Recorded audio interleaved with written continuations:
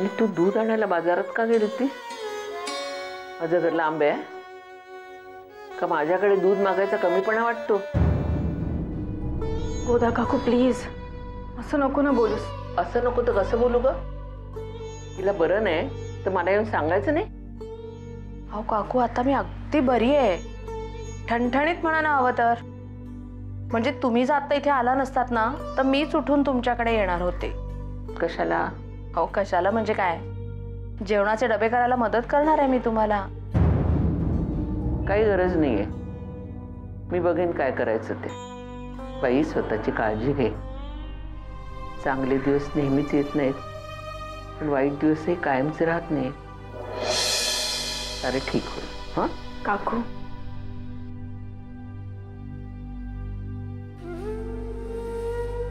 काकू मी खूप चुकीची स्वप्न पाहिली का ग? असं काय पटवडतेस देऊ? लहानपणापासून दादूंना पाहत आले म्हणून शिक्षिका व्हायचं ठरवलं. नोकरी मिळाल्यावर आईला सांभाळेन आणि साक्षीला खूप शिकवेन असं ठरवलं होतं. पण शिक्षिका झाल्यापासून या सगळ्याच्या उलट का होतंय? असा स्वतःला दोष देऊ नकोस. पुन्हा बोललीस ना तर खबरदार. मग मी काय करू? शिक्षिका झाल्यापासूनच राजेश शिर्केंबरोबरचं भांडण सुरू झालंय. त्यामुळेच आपण दादूंनाही कमावून बसलोय. हे सगळं माझ्यामुळेच होतंय ना. रडू नकोस बाळा, सगळं व्यवस्थित होईल.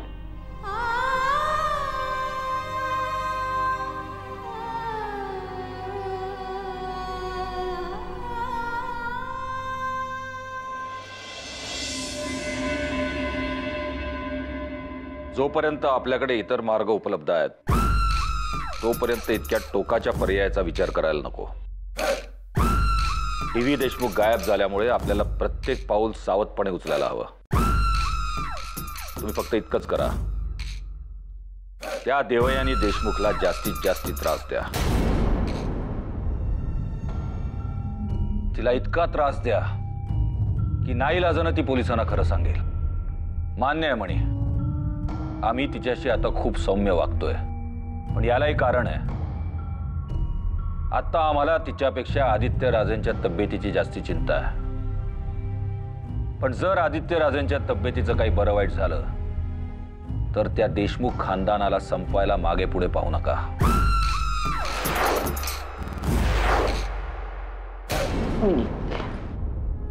काळजी घ्या आईची, आणि काही लागलं वगैरे तर ये माझ्याकडे मागायला. हा गोदा काकू बरं झालं तू इथेच भेटलीस.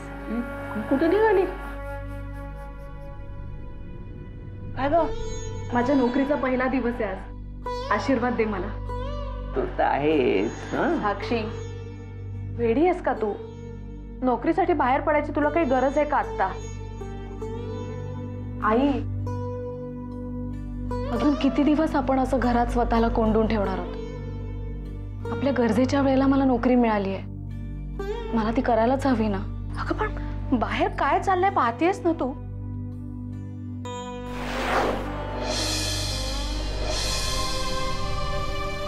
बघ, तुला नोकरी करायची असेल ना तर ते नंतर बघू आपण. आज नको जाऊ, तू सुट्टी घे आज. आई अगं नोकरीच्या पहिल्या दिवशी सुट्टी नाही घेता येत. नाही ते काय मला माहिती नाही. देऊ अगं तू तरी समजावून सांगेला. आई हे बघ, मला नोकरी करायची हौस नाहीये. मी नोकरी करणं ही आपल्या घराची गरज आहे.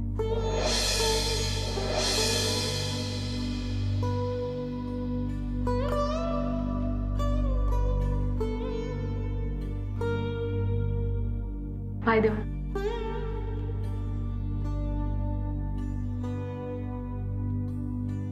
मी आलीच.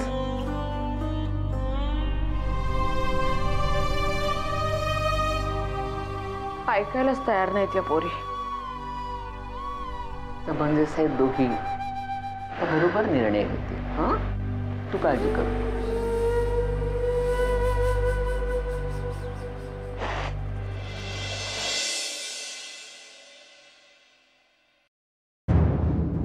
काका साक्षी, आज माझ्या ऑफिसचा पहिला दिवस आहे ना.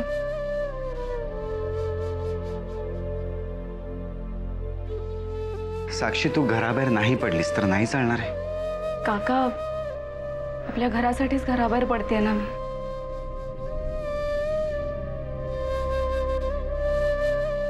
साक्षी, जपून जा. ऑफिसला गेल्यावर फोन करायला विसरू नकोस.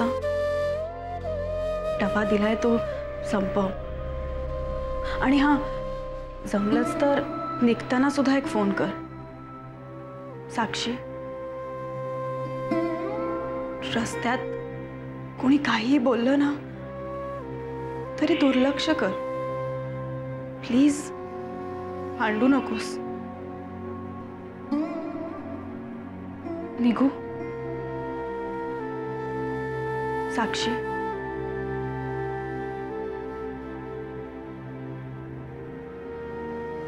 I'm proud of you.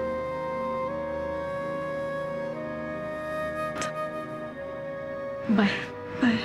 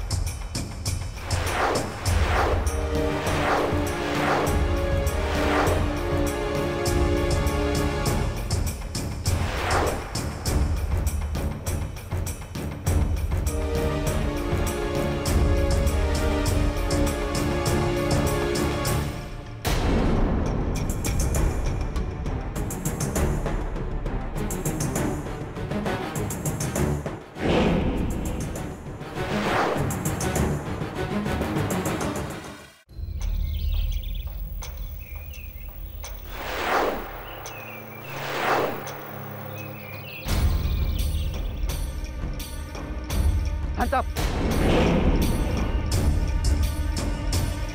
I said hands up.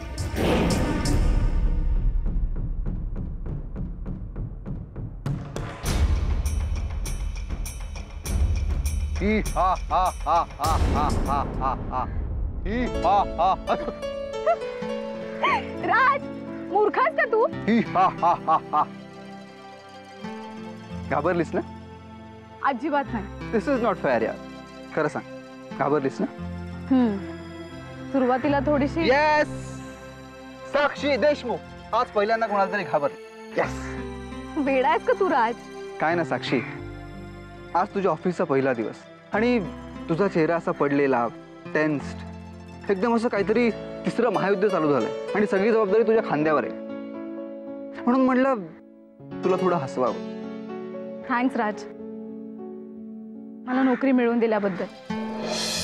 तुझ्याचमुळे हे शक्य झालं. Shut up. आत्ता बोललीस, पुन्हा कधीही बोलायचं नाही, कळलं? साक्षी, खरं तर मी तुझ्यासाठी काहीतरी करू शकलो यातच मला खूप आनंद आहे. निघू मी? एक मिनिट, आलोच.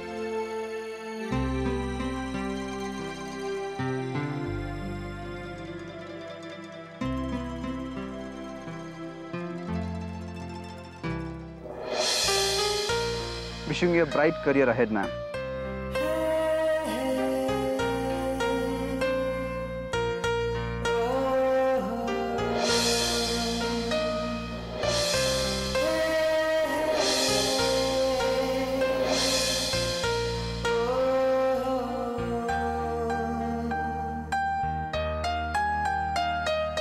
थँक्स. निघू मी? खूप उशीर होतोय. उशीर होतोय?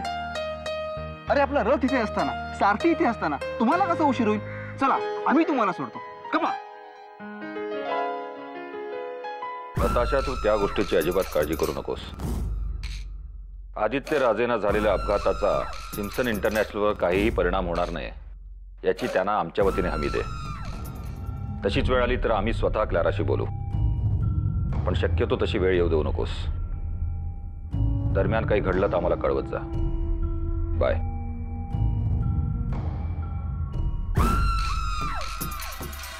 अजूनही बाबांबद्दल काहीच कळत नाहीये.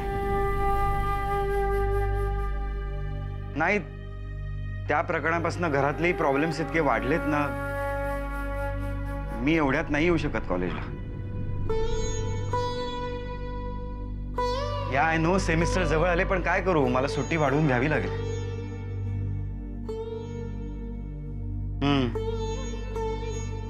हो, पण माझ्याही घरातले प्रॉब्लेम जेन्युइन आहेत ना रे.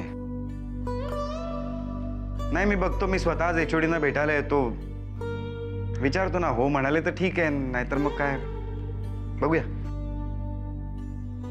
या, बाय. काय झालं काका? टेन्शन? नाही, टेन्शन नाही ग. सुट्टी वाढवून घ्यायला हवी आहे, पण सेमिस्टरही जवळ आले ना देऊ. मला वाटत नाही HOD परवानगी देतील. काका, हे बघ, आम्हालाही वाटतं की तू आमच्या बरोबर राहावंस, पण नोकरीचा प्रश्न आहे ना, मग नको रिस्क घेऊस.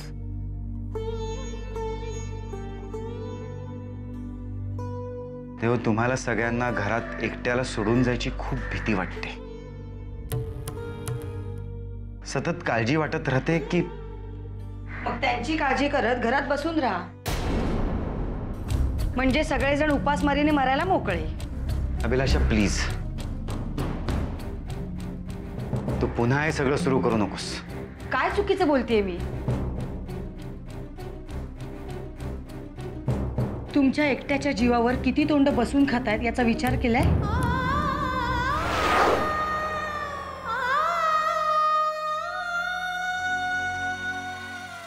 यांनी यांच्या कर्तृत्वाने नोकऱ्या घालवल्या, तेच कर्तृत्व तुम्ही गाजवायला निघालात.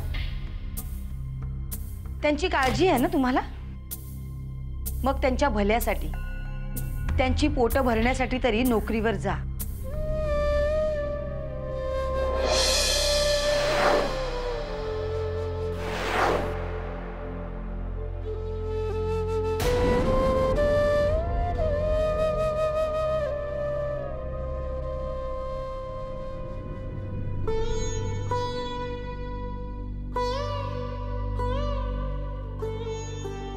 देव, मला आजपासून कॉलेजला जायला हवं.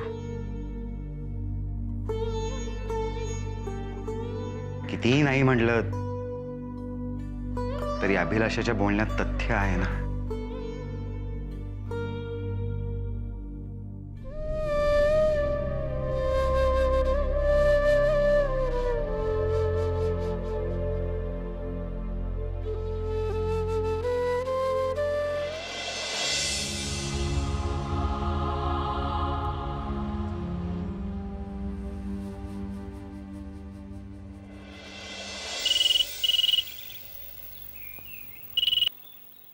हॅलो, मी प्रियदर्शनी बोलतेय.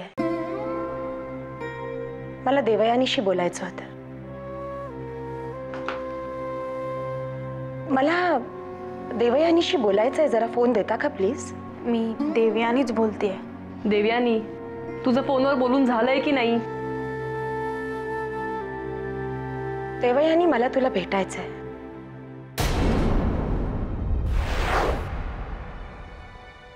किती फोनवर बोलतेस? घे श्राव. अगं, माझी श्रावू कधीपासून वाट बघतेय. तिला महत्वाचा फोन करायचा होता. तुम्हाला फोनवर बोलण्याची एवढी हौस असेल ना, तर प्लीज तुम्ही दुसरा फोन घ्या. हॅलो संजना. काही नाही, असंच सहज फोन केलाय, टाइमपास. हो, येस येस. मार्केटमध्ये चायना मेड स्वस्तात मोबाईल मिळतात. हवं तर तिघींमध्ये एक घ्या आणि बोलत बसा. एक मेहरबानी करा, रिकाम टेकड्या घरात बसून उगाच फोनचं बिल वाढवू नका.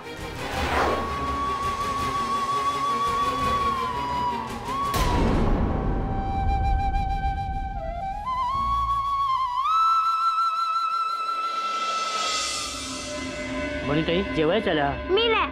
अहो असं काय, जेवायचा टाइम झाला. नाही म्हटलं ना. बघा ताईसाहेब जेवण नाही, तुम्हीच बघून घ्या. बनूताई चला जेवून घ्या बघू. प्रिया जेवली नाही, त्या जेवतील नंतर, आणि तुम्ही जेवून घ्या. मम्मी नाही. असं काय करता, जेवून घ्या बघू, म्हणजे मी माझी कामं उरकायला मोकळी ना. चला जेवून घ्या, जेवून घ्या, जेवून घ्या. मी नाही.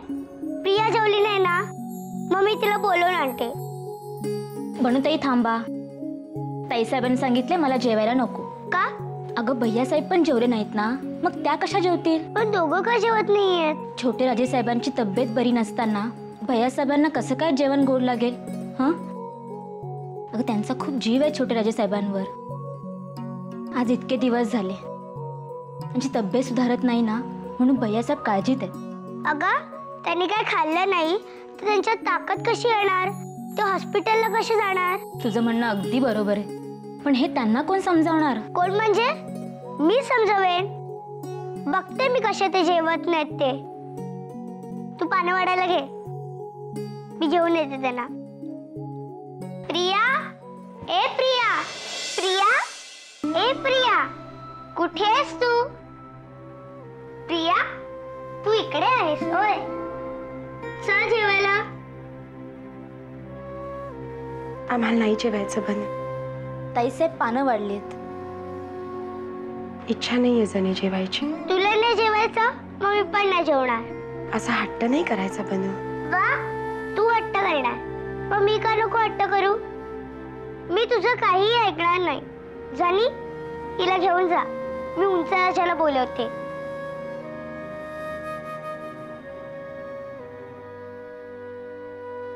ताईसाहेब 2 तरी घास खाऊन घ्या.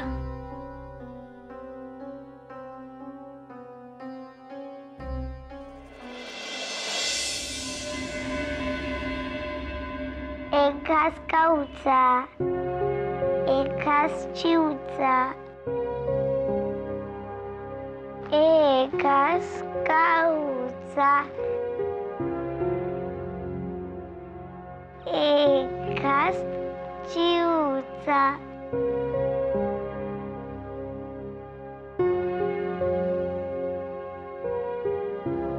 बस झालं, आता मी खूप दमली आहे. माझा हात दुखतोय.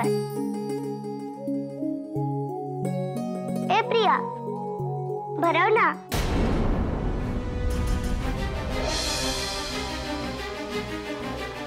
भरव ना. बनू, अगं मी कसं? ए उत्तर जा, सांग नाही तिला. सांग नाही तिला. बस झालं.